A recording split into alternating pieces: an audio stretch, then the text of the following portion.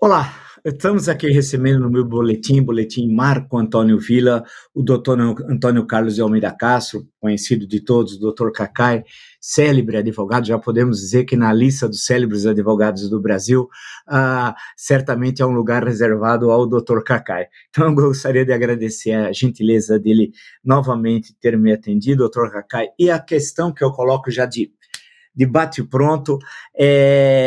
Hoje o ex-presidente da República, graças a Deus, Jair Bolsonaro, depôs por mais de 3 horas lá na Polícia Federal, e vi também agora a declaração, acabei de ver no Metrópolis, que o senador Marcos Duval, do Espírito Santo, célebre senador, recentemente por ter planejado um golpe de Estado, teria dito que armou todo aquele áudio com a concordância do Bolsonaro, que disse ok, era para fazer tudo aquilo. Eu pergunto para o senhor, em termos jurídicos, eu sei que é uma questão muito aberta, e agradecer novamente até a aceitação do meu convite.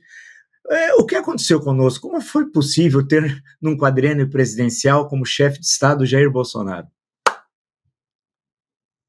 Marco Antônio, primeiro, alegria enorme de estar aqui. Você, como historiador, uma pessoa que tem uma cultura geral, é assustador o momento que nós vivemos, sob todos os aspectos. Eu sempre me pergunto aonde é que erramos, né? Eu sou mais velho que você, eu costumo dizer que a minha geração fracassou. É uma coisa dura de dizer, mas é uma verdade, porque é muito triste, nós perdemos os valores humanistas, nós perdemos a discussão possível, né? Esses 4 anos de barbárie, esses 4 anos de obscurantismo, fez com que o Brasil mostrasse uma outra faceta, né? Nós tínhamos aquela faceta romântica de que o Brasil era um cidadão cordial, um povo bom, um povo fácil de lidar, e não é isso que nós estamos vendo. Quer dizer, nós estamos divididos durante esses 4 anos de fascismo. A divisão se deu de uma forma muito intensa. É quase impossível ver uma pessoa que tenha bom senso, não precisa ter muita coisa não, que não tenha perdido amigos, não tenha rompido alguém no WhatsApp, não tenha rompido algumas pessoas da relação. Então, assim, eu ainda acredito que nós podemos resgatar tudo isso, né? Esse processo de resgate, e olha, eu não sou lulista, especialmente, assim, nunca fui petista, mas me impressiona muito a postura do Lula. O Lula, ele falou uma coisa lá em casa, no dia que nós fizemos uma homenagem a ele lá na diplomação. Ele disse: Cacá, eu só fui candidato porque eu era o único capaz de vencer o fascismo. E é verdade. As pessoas falam assim, mas a diferença foi muito pequena. Não, a diferença foi enorme. Ganhar de um presidente da República que mobilizou bilhões para poder se reeleger, que tinha toda uma estrutura no sistema presidencialista brasileiro, é um fenômeno que aconteceu. E acho que esse fenômeno nos dá uma esperança de mudar o país, de mudar o Brasil, de voltar a resgatar. Eu hoje escrevi um artigo, Marco Antônio, dizendo que eu quero parar de ver o país na policial nas primeiras páginas, começar a discutir cultura, começar a discutir a reintegração do Brasil às questões internacionais. O Lula, só de ganhar, já levou o Brasil a um outro patamar, mas especialmente nesse momento, eu sou advogado criminal, só faço advogar na vida, é muito grave o que está acontecendo. Até tem um simbolismo. Ontem o Trump foi indiciado por 34 imputações criminais nos Estados Unidos. E o Trump é o líder, é o ídolo, eu diria até, do Bolsonaro. E ele hoje, no meu ponto de vista, deve ser indiciado, ou deve ter sido indiciado, pelo menos por 2 imputações gravíssimas. As pessoas deixam de ver a gravidade das questões como elas são postas. Essa questão das joias não é uma questão menor, Marco. Ela expôs a prepotência do governo brasileiro. Eu até gosto de elogiar esse cidadão, esse funcionário público exemplar que resistiu. Veja bem, o Guedes e o Bolsonaro, durante todo o tempo, quiseram eliminar a segurança, né, a estabilidade do funcionário público. Se esse rapaz não tivesse estabilidade, ele não teria coragem, talvez, ia perder o emprego. Ele foi pressionado pelo chefe imediato dele, pelo diretor da Receita Federal, pelo secretário da Receita Federal, por um assessor direto do presidente da República. Ou seja, o Brasil precisa urgentemente se reencontrar. Eu acho que isso é o que nós temos que discutir hoje no Brasil, sobre todos os aspectos. Voltar a ter política de Estado, né? Hoje, quando eu vi o discurso, não sei se você viu, do Silvio Almeida, que é uma pessoa que eu admiro muitíssimo, ele falou emocionado sobre essa morte agora desses 4 meninos lá no Sul. Ele falou de uma forma que eu vou ser sincero, eu me emocionei muito, porque nós perdemos a capacidade de indignação, Marco. Não pode ter essa banalização da vida humana. É o que nós estamos vivendo, é uma banalização da vida humana. Por quê? Porque nós vivemos um período de barbárie. Nós vivemos um período em que o ódio passou a ser o elemento principal da política bolsonarista. É muito chato falar isso, mas é a verdade. Eu ontem, essa semana, também escrevi até um artigo sobre isso. Eu vi o ministro Alexandre de Moraes, que esteve lá visitando os presos do 8 de janeiro, que é uma tentativa de golpe. Essas pessoas não estão entendendo que vão pegar 15 anos de cadeia, 20 anos de cadeia. Uma tentativa de insurreição. E as pessoas estão presas e achando que o mundo aqui fora está vivendo em função deles. Eles não perceberam, é uma forma assustadora que nós estamos vivendo. Existe uma seita bolsonarista, macabra, entendeu? O Brasil precisa voltar a se encontrar. Porra, olha, eu em 2015, o ano passado, 2022, eu estava em Paris, em novembro, quando o Lula foi chamado para ir falar lá na Sciences Po, e ele me convidou, e eu com muita honra fui, e ele fez um discurso lindo, dizendo assim, o Brasil tinha saído do mapa da fome, agora nós voltamos, 33 milhões de pessoas passando fome. Que país é esse? Você, como historiador, eu acho que eu vou parar de falar e deixar você falar, que você conhece mais do que eu tudo isso, entendeu? Não, mas é verdade. É muito triste. Dá uma enorme tristeza de a gente ver essa situação. Poucos minutos atrás eu estava comentando isso no canal, né? E até fazer uma relação, permito a liberdade de dizer isso a você, porque no caso europeu, quando ocorrem situações como essa, elas estão vinculadas à questão da islamofobia e à questão dos imigrantes, quando ocorrem situações como a de Blumenau. No Brasil, não. Nós importamos o que havia de pior nos Estados Unidos, Eu, inclusive, ontem falei que a cultura americana me marcou, a literatura, o cinema, o teatro, a arquitetura, né, a música, os festivais de rock, o Woodstock, tudo aquilo. Aquilo era uma coisa que para nós era muito... Mas havia um outro Estados Unidos que a gente não tinha quase que contato. E esse outro Estados Unidos é que produziu o Trump. E esses bolsonaristas que amam os Estados Unidos, entre aspas, não amam o nosso Estados Unidos, vamos chamar assim, esse da literatura beat, e todas essas coisas. Não, das Vinhas da Ira, do Steinbeck, não. Eles amam a barbárie, Ku Klux Klan, o racismo, né? E esse culto das armas, né, doutor Kaká? Isso é a questão do culto das armas, da violência, do ódio, né? É exatamente isso. O Silvio Almeida falou exatamente sobre isso hoje. Quer dizer, esse exemplo americano que parte dos brasileiros bolsonaristas miram é o exemplo que leva a milhares de episódios como esse nos Estados Unidos. Nós não estávamos acostumados com isso, né? Hoje eu li, quer dizer, você veja bem, Marco, nós tivemos, em muito pouco tempo, um aumento para 1.500.000 armas entre civis. Quer dizer, essa cultura armamentista, ela cobra depois, não tenha dúvida não, ela cobra. Nós estamos mudando, por isso é que eu tenho essa perplexidade, assim, sabe? Eu tenho tentado estudar um pouco sobre isso, refletir um pouco sobre isso. Que país é esse que estava escondido? É um país do americano mais profundo e mais reacionário, mais fascista mesmo, o país da Ku Klux Klan. Essa é a verdade, né? Assim, eu tenho para mim que sempre tive a palavra como a única forma de sobrevivência, né? Assim, eu gosto da poesia, eu gosto da palavra, toda a minha vida foi argumentando, né? Eu, pela primeira vez, eu realmente comecei a sair de certos grupos porque Não há mais discussão. E aí, nós temos que fazer uma reflexão do que está acontecendo no Brasil hoje. Quer dizer, nós vivemos um país com 33 milhões de famintos, nós vivemos um país de 150 milhões de pessoas em subsistência alimentar, uma insegurança enorme quanto a emprego e tudo isso, mas principalmente um país que ainda está dividido pelo ódio.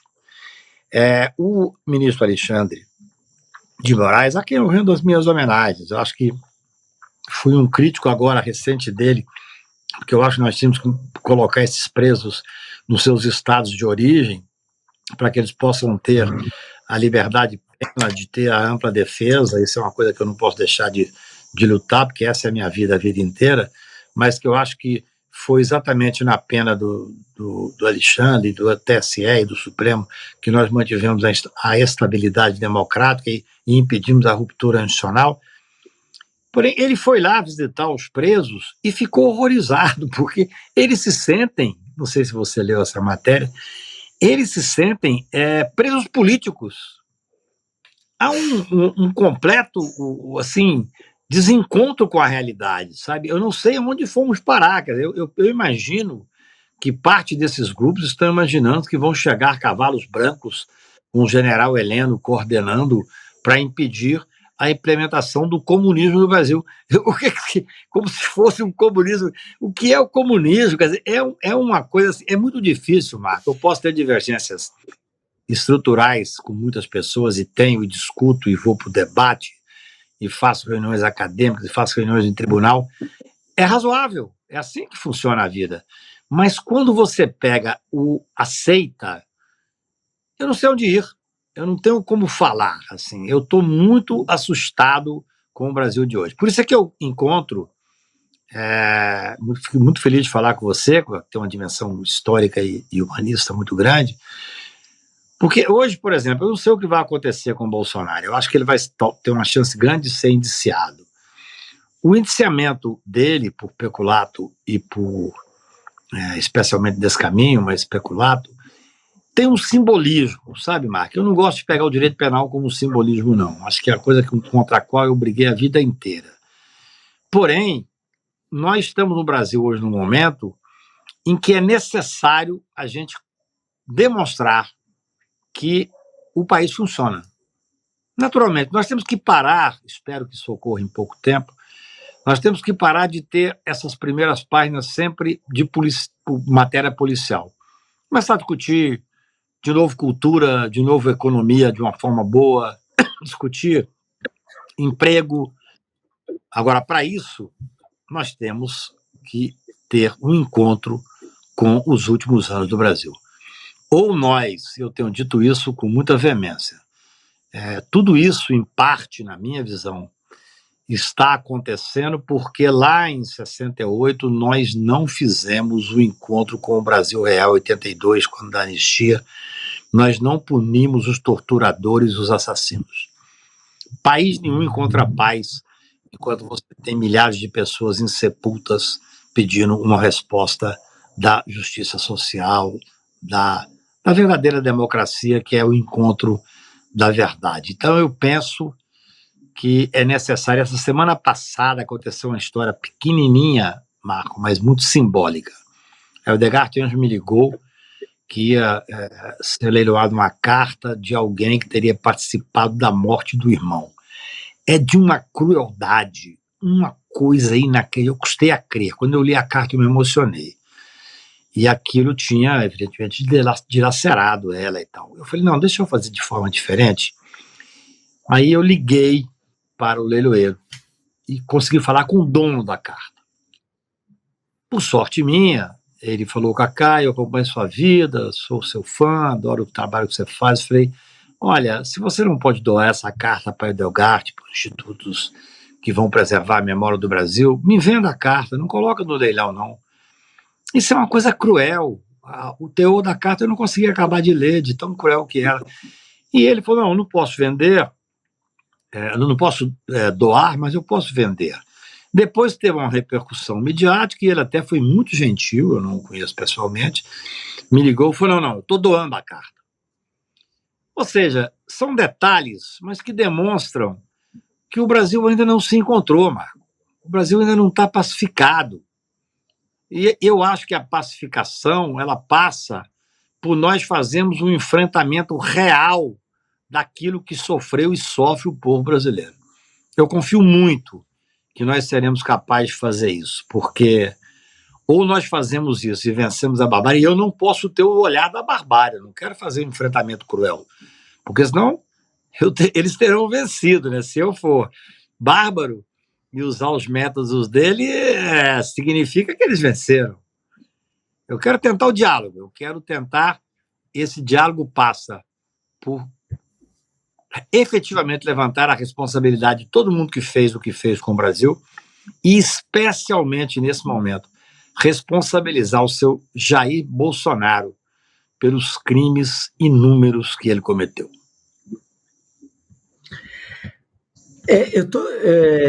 Você estava falando, estava pensando no filme Argentina 1985, com o grande Ricardo Darín, e o filme mostra justamente esse momento de um presidente da Argentina. Olha, um dos mais corajosos. Meu avô materno é argentino, os paternos são italianos. Então, eu gosto muito da Argentina e estudo um pouquinho da Argentina. O que o presidente Raul Alfonsín teve coragem, naquele momento histórico, de criar a comissão, primeiro, que produziu o relatório Nunca Mais. O grande Ernesto Sábato, o escritor, foi o presidente da comissão. E depois, ter ido à frente e julgado a junta militar, naquele momento, foi não só de uma coragem, de uma responsabilidade histórica muito difícil de ver na América Latina. Depois teve a lei do ponto final, depois voltou atrás, isso mais à frente, né? E todos aqueles crimes que nós acompanhamos da Argentina, que provavelmente foram os mais bárbaros da história das ditaduras da América Latina, que não faltam exemplos trágicos, mas o da Argentina deve ter sido o maior. Nós não fizemos no momento que era adequado fazer isso, o momento passou, acho. E nós temos problemas imediatos também a resolver. O Dr. Cacai lembrou, olha, temos de responsabilidade, tem 700 mil óbitos da maior tragédia sanitária da história do Brasil, e nós vamos esquecer isso. E tem um responsável, alguém vai dizer assim, mas você está dizendo que o Bolsonaro era o vírus? Não, o Bolsonaro não é o vírus é uma coisa, o combate científico é outra. Os estudiosos dizem que 4/5 poderiam ter sido salvos dos que faleceram. Eu pergunto, é muito fácil perguntar, mas para um especialista deve ser mais fácil a resposta, mas eu vou perguntar, é possível, no meio disso tudo, tem muitos crimes, golpe de Estado, tudo isso que nós estamos sabendo aí, mas eu queria falar da Covid, e sempre digo que os senadores deviam publicar em forma de livro, tem uma excelente biblioteca, uma livraria ao Senado, o relatório, que fosse em 3, 4 volumes, não importa, as 1.250 páginas. Eu pergunto, é possível ainda que parece que foi na pré-história, responsabilizar aqueles que levaram a maior tragédia sanitária da história do Brasil, especialmente o ex-presidente Jair Bolsonaro? É mais do que possível. É necessário fazer isso. Eu assinei, eu não tenho o costume de fazer movimentos dentro da ordem, mas a pedido do presidente do Conselho Federal da Ordem, eu assinei uma representação ao então Procurador-Geral da República, junto com o ex-ministro Aires Brito, El Reale Júnior e tal,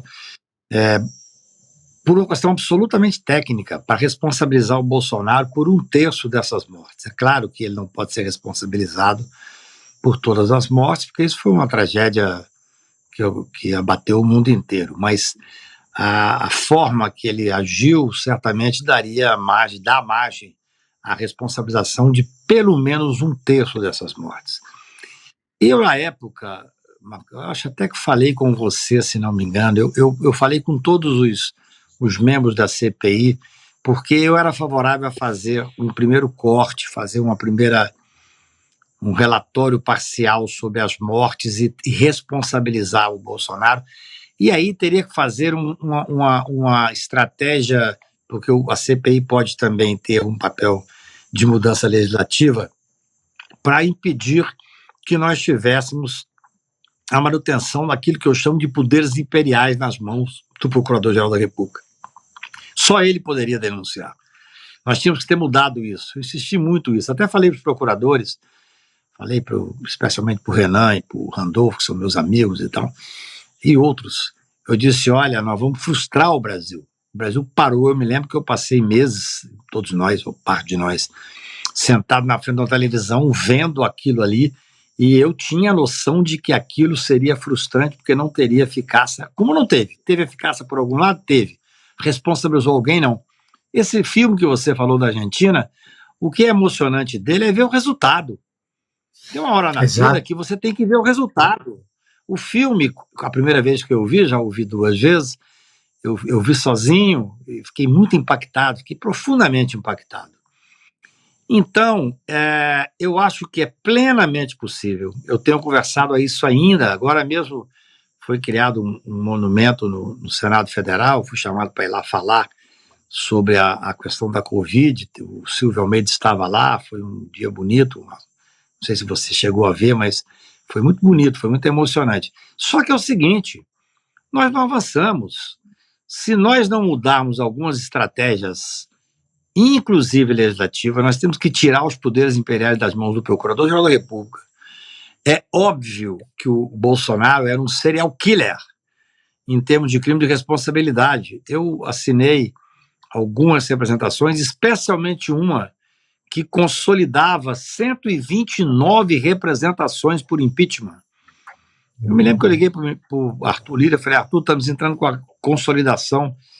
Ele disse, cara, eu não vou apresentar. Ou seja, são os poderes imperiais nas mãos do Procurador-Geral da República e do presidente da Câmara. Então, hoje não se pode falar mais em crime de responsabilidade, porque, claro, acabou o mandato.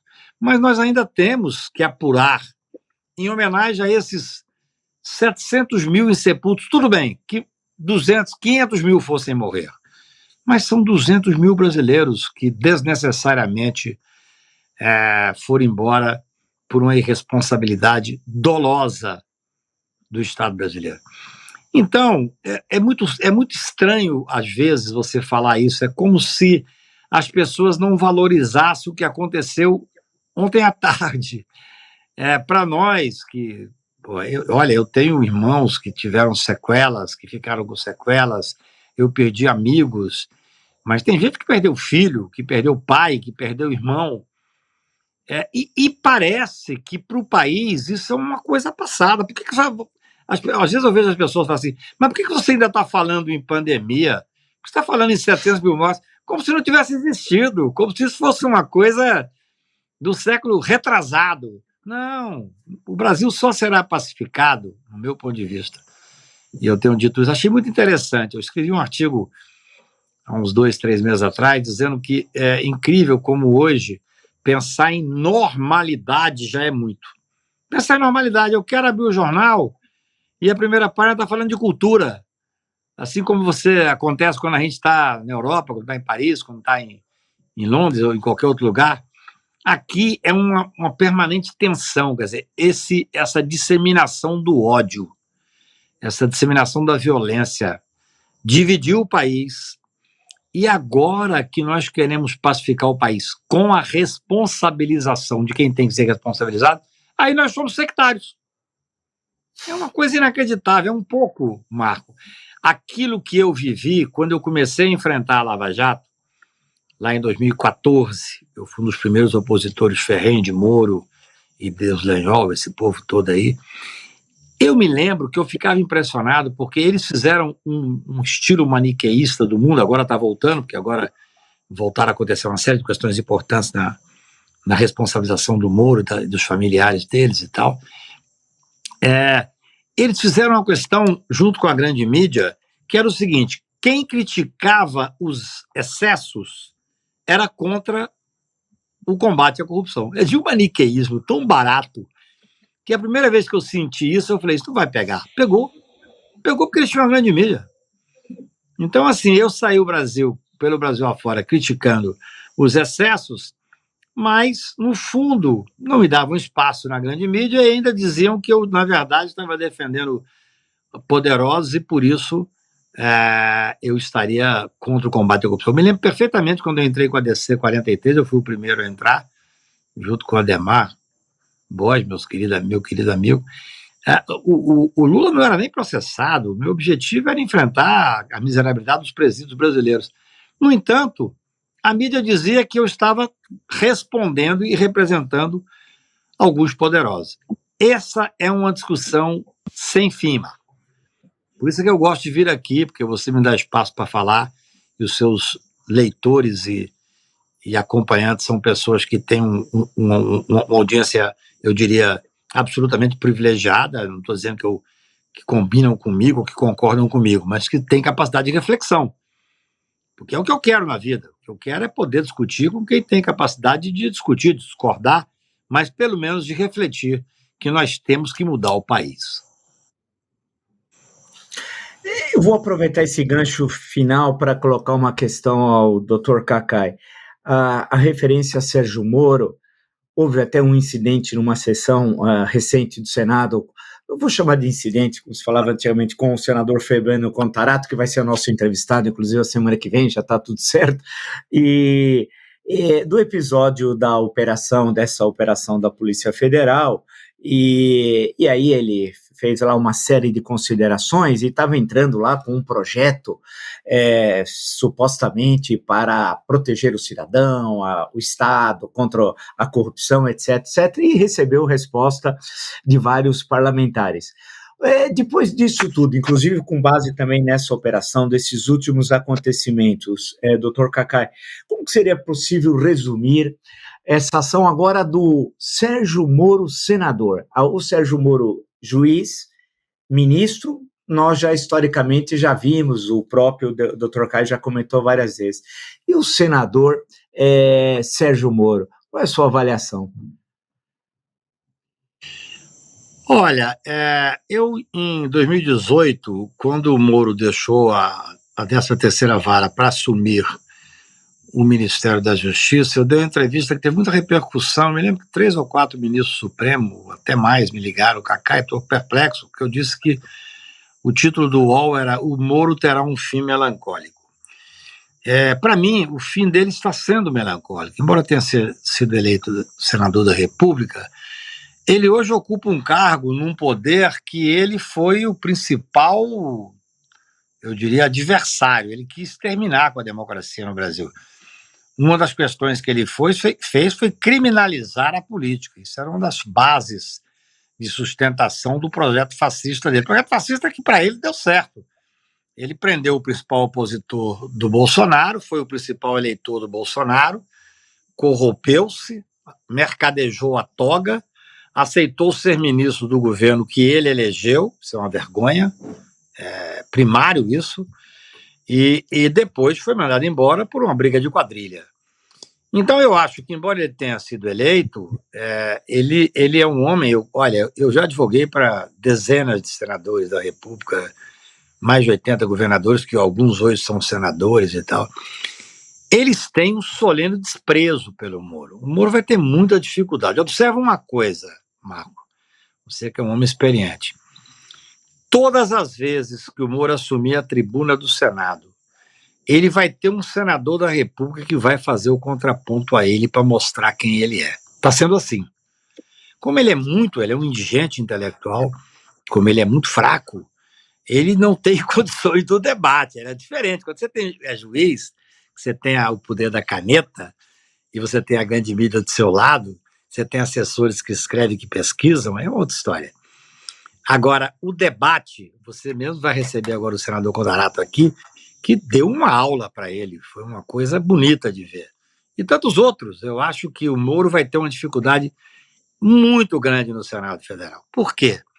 Veja bem, quando ele era o todo-poderoso, ele assumiu o Ministério da Justiça numa deslealdade incrível. Como é que pode ser alguém que prendeu o principal opositor aceitar ser ministro da Justiça do governo que ele foi o principal eleitor?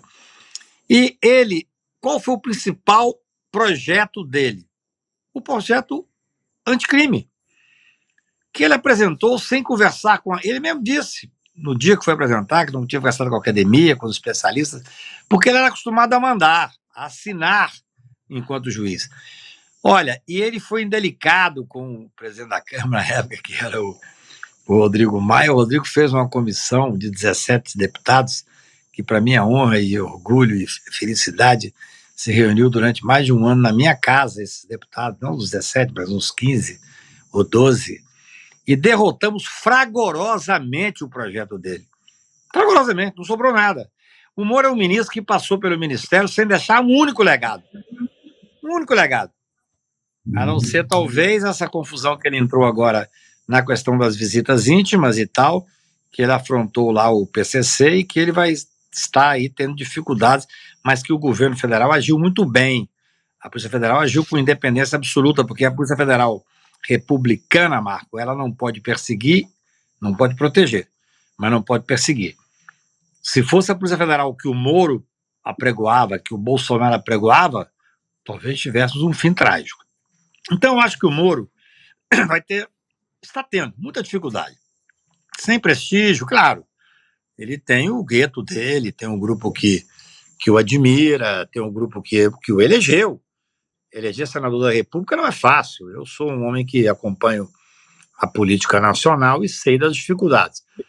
Porém, o Senado Federal hoje não é mais o Senado Federal daquele que nós vivíamos. Quer dizer, eu me lembro, numa época, perguntaram ao doutor Petrônio o que era melhor, o Senado ou o céu? E ele disse, não, o Senado porque não tem que morrer. Porque o nível do Senado Federal era uma coisa fantástica, né? Hoje você tem Damares no Senado Federal, quer dizer, é um outro mundo. De qualquer maneira, acho que ele terá muita dificuldade. Muita dificuldade. Ele não tem credibilidade. E vou te dizer mais, hein, Marco? Uma coisa com certa ousadia aqui. O Moro hoje, no Poder Judiciário, ele tem o mais solene desprezo das pessoas que interessam. Mesmo o grupo lavajatista, tem um certo ódio pelo fato de ele ter aceitado ser ministro, porque aquilo foi a comprovação de tudo que nós falávamos. Eu dizia, esse cara é parcial, antes do Supremo falar que é parcial. Esse cara tem um interesse político, antes do Supremo falar que ele tem interesse político. Eu falava que ele corrompia o sistema de justiça, antes do Supremo dizer que ele corrompeu o sistema de justiça. E aí ele vai e aceita ser ministro. Se você pegar Vaza Jato, há conversas dos próprios procuradores indignados. Alguns que queriam ir junto, queriam ser ministro e tal. Outros que achavam que aqui era contra o projeto deles. Então ele não terá vida fácil, não. Como ele é, eu acho, muito fraco intelectualmente, que veja bem, ninguém tem que ter vida fácil. O debate faz parte da vida, as diversidades e as contradições. É assim que funciona a advocacia, é assim que funciona o jornalismo, é assim que funciona a academia. Mas entre nós, que lemos, que pensamos, que refletimos, que respeitamos as posições contrárias, não junto a ele. Ele não tem um projeto. O projeto dele é um projeto de poder, que o ministro Gilmar definiu muito bem. Não sei se você viu essa entrevista dele, que é deliciosa, em que ele fala assim ao Guedes: Guedes, vocês fizeram muito bem, vocês tiraram o Moro e levaram ele para ser o que ele é, o nada. É um pouco isso, penso eu, né? Uma última questão, prometo. Vendo uma entrevista sua, e me causou é normal, acho que se eu fosse advogado também as pessoas iam, não com a sua competência, mas iriam me procurar. Aí eu fico dizendo assim, que o Jair Bolsonaro foi procurá-lo para ser seu advogado numa causa qualquer, que eu não sei qual. Isso ocorreu? Como é que ocorreu? Por favor, só para que eu fiquei curioso. Marco, eu tenho uma felicidade na vida. O que eu acho que a advocacia me deu de mais importante foi ter a hipótese de ter voz. Você não sabe o que é para mim ser entrevistado por você. É uma razão íntima de sucesso. Assim, eu falo, porra, dei certo, né? Quer dizer, eu estou podendo falar com pessoas. Não, é verdade. Você tem um público intelectualizado, um público que respeito muitíssimo, posso discordar aqui e ali, eles discordam de mim e tal. Bem, e dentro dessa advocacia, eu tenho 40% da minha advocacia pro bono ao longo da vida. E faço uma coisa, eu me permito advogar em casos que eu entendo que vou conseguir me entregar visceralmente. Eu tenho duas hipóteses no escritório. Primeiro, eu tenho que ter uma tese que eu concorde, que tenha viabilidade técnica, senão eu não entro em caso nenhum. E depois uma causa que eu me sinta apto a me entregar visceralmente. Eu recebi um telefonema de um empresário, um grande empresário amigo meu, perguntou se eu podia receber uma pessoa, foi claro, não disse quem era, disse que não queria falar por telefone, é comum isso. E eu fui para um restaurante meu, me sentei na mesa e ele chegou com o filho dele e tal. E quando eu o vi, confesso que fiquei um pouco perplexo, e antes dele começar a falar, eu falei, olha, deixa eu dizer uma coisa para o senhor, eu não quero advogar para o senhor, não critico quem vai advogar.